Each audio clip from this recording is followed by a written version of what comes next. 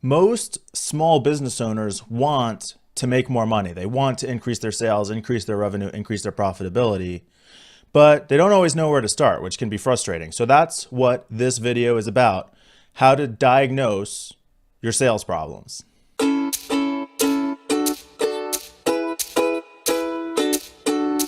Hey everyone, welcome back. I am Mike Sutton with BeBuildHave.com, and I work with first generation small business owners and entrepreneurs on developing the mindset, beliefs, habits, and skills necessary for small business success.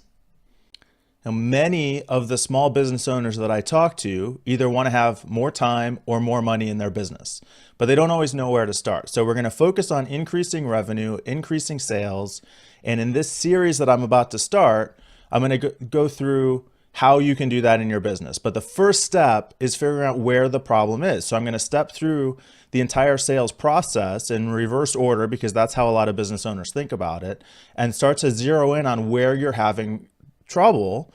And then over the next week or two, we'll address each of those specific issues. Let's get started.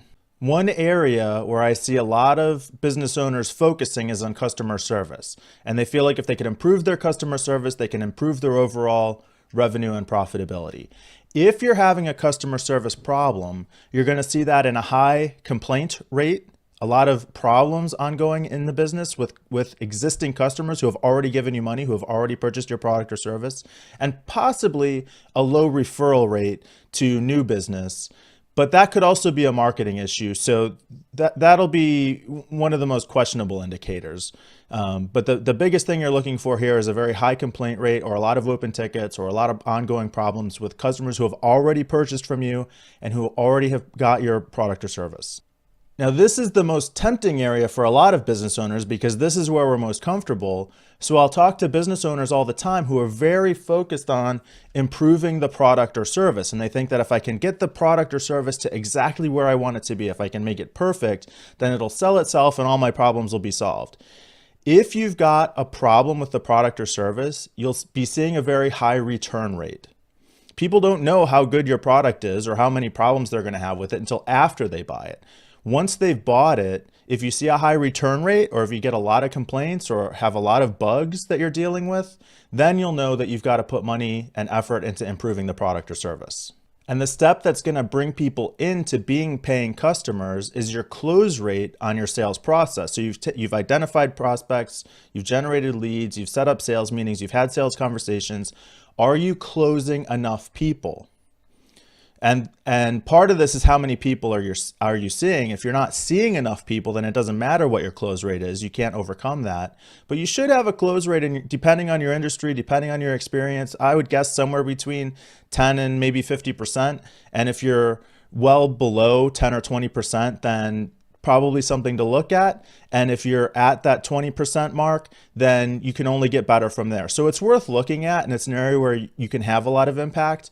The biggest problem is that most small business owners aren't making enough pitches. They're not seeing enough people. So we need to go earlier back in the process to figure out where the problem is. But your benchmark here, again, 10 to 20%.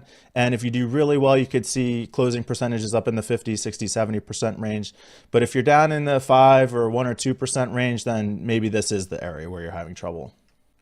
But if you're just not having enough conversations, then we got to step back even earlier in the process. And are you able to set up sales meetings with the leads you're generating? If you get a lead into your website, if you get a referral, if somebody calls into your telephone, are you able to enter into a sales conversation with those people? Or is the process stalling out there? If you're having trouble converting people from leads into actual sales conversations, then this is the area where we want to focus. But ultimately, most of the business owners I talk to who are struggling with not enough sales, not enough revenue, are really just not generating enough leads. And this is the number of times that your phone rings, the number of times that somebody opts into an offer on your website or sends you a lead generation form on your website. You've got to be generating enough activity so that those leads are coming in. You just have to have enough people to talk to. No matter how high your close percentage is, if you're not bringing people into the funnel, you're just not going to be able to have enough conversations. So this is where a lot of small business owners run into trouble, is they're not generating enough leads. The other side of this is This is also a really hard thing to address. And so if this is where your problem is, it can still be very tempting to want to put your energy and focus into other areas where you feel like you're more comfortable or feel like you have more control.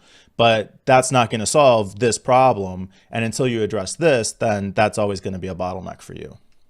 So if you're not generating enough leads, we can trace that back even further and look at, do you need to just be taking more action in your marketing activities? I know in my IT business, it would take 27 touches of my message before somebody would opt into my list or pick up the phone and call me.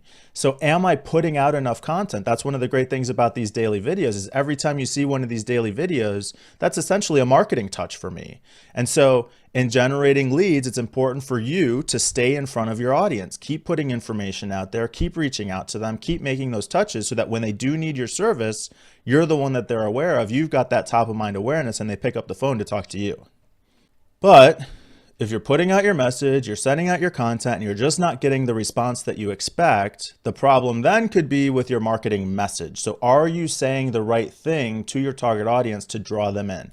Are you making the right offers? Are you addressing the right problems? Are you answering the right questions? Are you doing enough in the right way to establish yourself as having value when it comes time for them to look to a solution for their problem? They need to trust that what you're saying indicates that you know what their problem is and that you can help them. So if you're not saying the right thing, if your marketing message is off, then that's also going to significantly impact your lead generation rate, even if you're getting it in front of enough people the right number of times.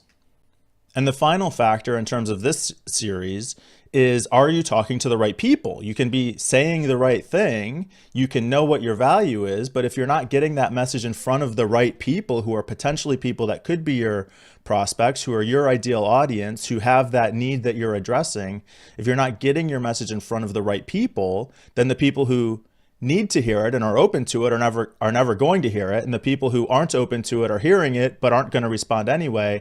And so this can be really frustrating. And again, if you're having a lead generation problem or a sales problem, the first things to look at are, who am I trying to talk to and what am I trying to say? And step back through this process. So if you're struggling with your revenue, if you're struggling with your sales, this is where you want to go. You want to step back through your process and figure out where's the first point that is breaking down. Now, like I said, the challenge is you want to focus where you're most comfortable. And for most of us, that's with our product and service, but that's towards the end of the sales process. So be willing to step back through the sales process to figure out where the problem is starting.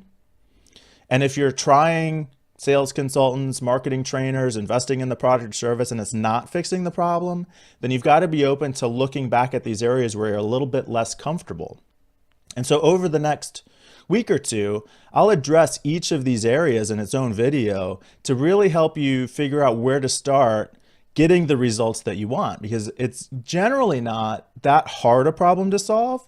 We generally just try and find those few small tweaks that are going to have the biggest impact. The problem is you may not be looking at the right step in the process right now in trying to solve the problem. All right, so I hope you got value from that message today. And like I said, this is the beginning of a series that we'll step through over the next week or two, so stay tuned for that. If you want to subscribe to the content, you can find the video on YouTube, you can find the audio in iTunes, and as always, you can find every episode and the full show notes on my website, bebuildhave.com. If you enjoyed the content, you might also enjoy my free report, 3 ways to increase the value of your time. And again, you can find that at bebuildhave.com. So until we speak again, be the person, build the business, and have the success you want.